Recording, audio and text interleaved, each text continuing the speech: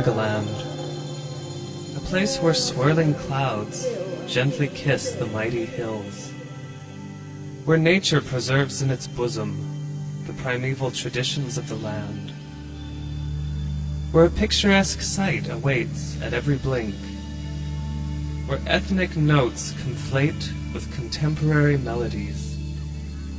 That's Nagaland for you, a vibrant hill state in the northeastern corner of India. I started with the capital of Nagaland, Kohima, and my first stop was at Commonwealth War Cemetery. When you go home, tell them of us, and say that for their tomorrow we gave our today. The epitaph in this cemetery is dedicated to the 10,000 Allied soldiers who lost their lives during the Japanese invasion during World War II. Next, I accompanied my friend Alem to the Kohima Cathedral, Mary Help of Christians Church. Catholic Cathedral Kohima is an architectural landmark, unique in many ways. Then we headed towards the Kedi Baptist Church, Kohima Village, where we met some local boys from the Angami tribe shooting hoop. Kohima Village is also called Barabasti, or Large Village, which is the second largest village in Asia and largest in Nagaland. The final stop at Kohima was the Kohima Museum. Normally, photography is not allowed inside the museum, but we somehow managed to get a sneak peek at some traditional Naga musical instruments. So I bid farewell to my friend Alem and headed north to my next destination. One cannot go to Nagaland and not visit Mokokchung, home of the Ao Naga tribe. The beauty of this place lies in the contours of the land, which are characterized by 6 hill ranges running parallel to each other. It's a modern city, complete with cement buildings and even traffic jams. My lovely companion Wati took me to Ungma, the largest and oldest village of the Ao tribe, and the second largest in Nagaland. We entered the village and came upon a pillar that leads to heaven, wandered the colorful streets, took in the village houses and the gardens teeming with flowers, and came to a morung, a structure that lies at the core of Naga society. Here is where traditional beliefs, customs, and social behavior are passed to new generations of warriors. We also caught a glimpse of the lokcham, an enormous drum made from a tree trunk that was played in ancient times to communicate with other villages. Our sightseeing also included the First Baptist Church, founded by Dr. E.W. Clark in 1876. Wati next showed me the water source for all the families in the village, with its many pipes and taps. Next we saw the Ungma Community Hall, took in a panoramic of the village, and saw the local school founded in 1914. While walking through the village, we heard the sounds of some blues guitar coming from one of the huts. Descending through a hole in the floor, we came upon a basement jam session, where Pongchi, Apong, and their friends were rocking out on the guitar.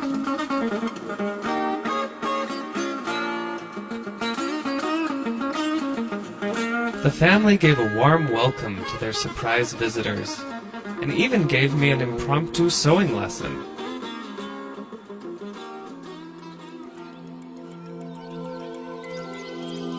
I couldn't help but notice the beautiful children looking smart in their school uniforms, and even took some time to smell the flowers.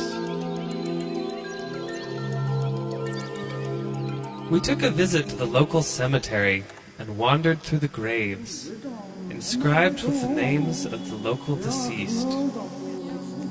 Wati translated some of the inscriptions and dedications in Ao language.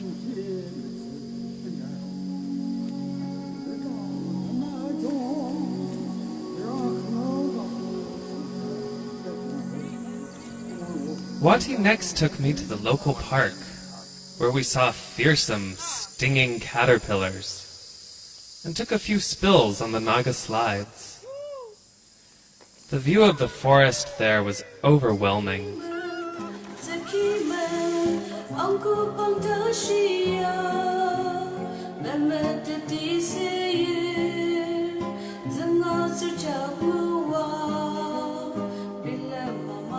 As we moved out of the park, Wati suggested a stop in the village of Setsu. There I was introduced to some of the local villagers, including Wati's grandmother, who offered me tea and their cat. She taught me an important phrase in our tongue, Kanga Pilar, which means thank you.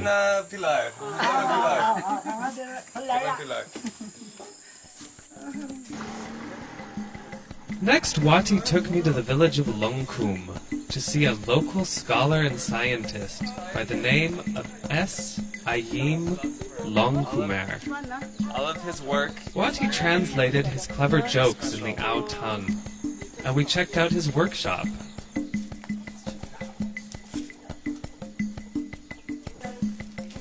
We had to enter through a small handmade door and follow a tunnel to come upon his laboratory. Dust. It had all the makings of mad science. Mr. S. Ayim Longkumer seemed capable of cooking up anything in his workshop lab, from traditional Naga crafts to scientific instruments to sofas. It was my first glimpse of so many traditional Naga crafts, like boar tusk necklaces, decorated gourds, handmade baskets, and even boots. The hornbill bird is a traditional symbol of Nagaland. I was mesmerized by his work, but Wati still had more to show me. Touring the villages and forests, Wati and I discussed some of the traditions in Naga culture. Intertribal marriages are becoming a common practice as cultural identities broaden. Nagaland is a world of contrasts and transformations, a place where tradition mingles with modern life.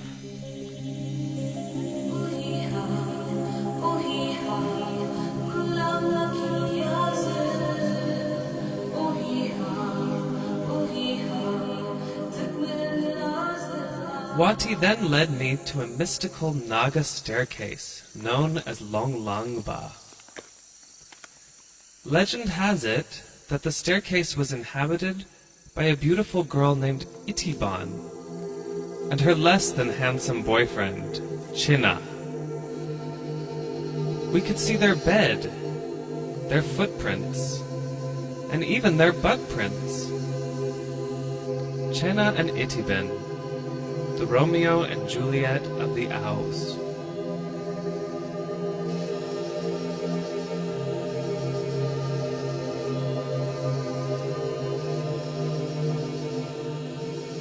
Wati led me through so many forests and so deeply into the woods that I was beginning to think she was going to play a trick on me and abandon me there in the jungle. Fortunately, I was able to retrace my steps and get back to civilization.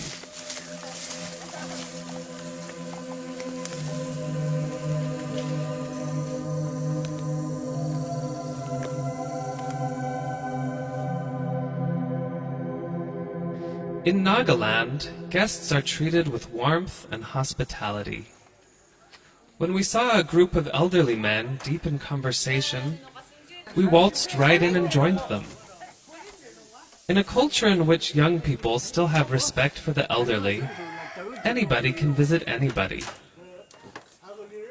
Soon we were offered smoked pork, plums, and plenty of affection. Probably they would have hosted us for a week, if only we'd had the time to stay.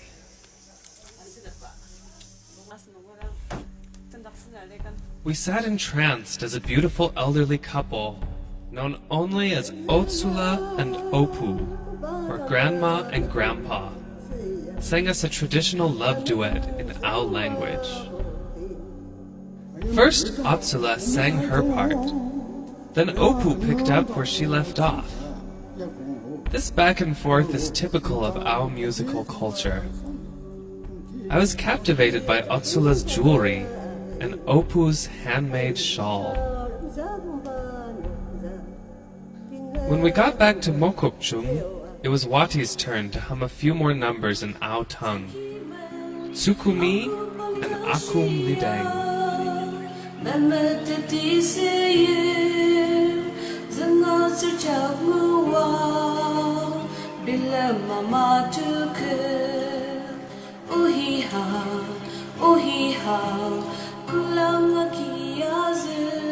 Nagaland is essentially driven by agriculture, and there, hard-working farmers are a common sight in all its districts.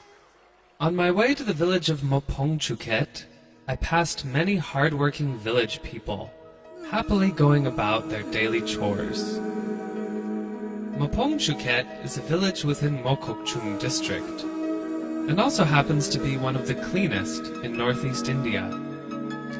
A cook told me the village was founded in the 10th or 11th century. He took me on a whirlwind tour of the sights the village had to offer.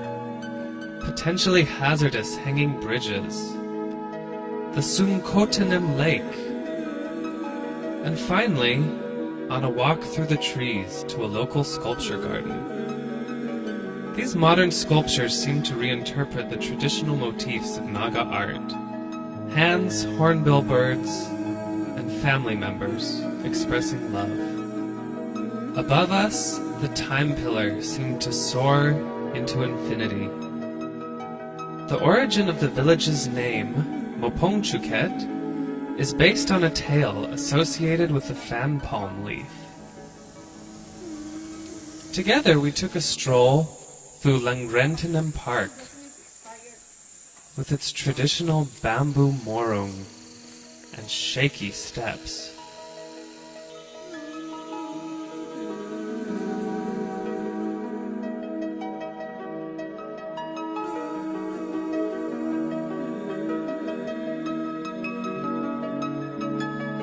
Our next stop was Mangkolong Tea Garden, where a cook and I wandered through a twisting labyrinth of tea hedges. Before leaving Mopongchuket, we visited a church where a choir of elders was singing church songs in Ao language. Singers such as Chunumula and Toshi Minla sang us a hymn entitled Isu Ano Arotaki. Over 70% of Nagaland's population is Christian, and its influence is seen in the contemporary music.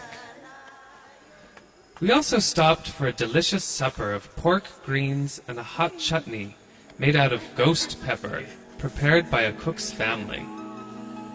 After dinner, I enjoyed a drink of misimchi, the local rice beer, and picked up some traditional Ao dance steps, and passed on a few moves from American square dancing as well. The day ended with an enchanting sight of the sunset in Mokokchung. The next day, we set off for the domain of the Konyak tribe, a remote area known as Mon. It is bound on the north by Assam, on the south by Twensang district, on the east by Myanmar, and on the west by Mokokchung districts of Nagaland.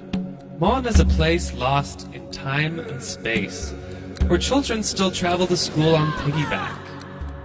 In Lumwa, we entered a mysterious house full of carvings, the ceiling and walls black with soot from the open fire. The house was full of traditional artifacts, animal skulls, and jewelry. I learned that the Konyaks were the only tribe to create brass statuettes in the form of human figures. Next, we visited a Konyak chief whose house lies on the border between India and Myanmar. The chief and his wives cook dinner in one country and sleep in another. The Angs, or Konyak Naga chief, in Shingnyachu village, belong to the ruling clan of the Konyak, who are distributed in Arunachal Pradesh, the Mon district of Nagaland, and in Myanmar. Powerful Ongs or chiefs rule respective villages. I took some time to see some of the other sights in the village, eerily covered in fog and mist.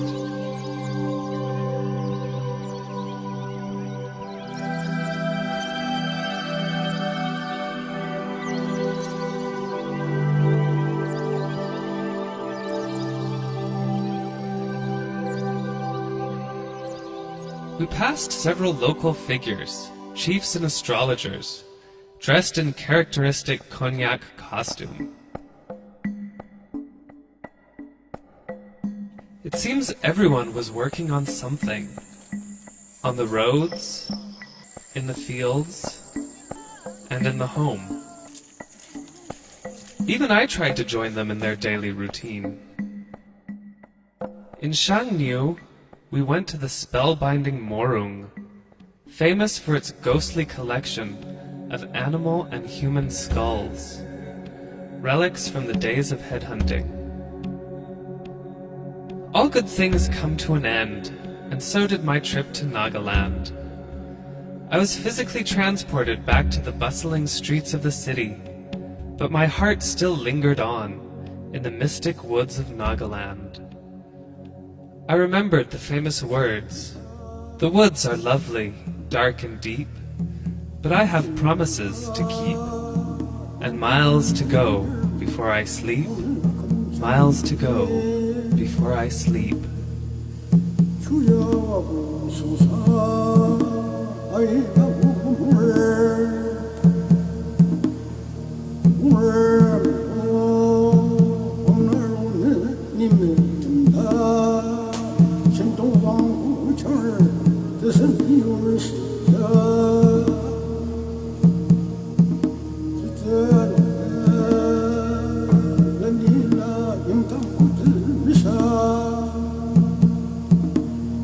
Thank you.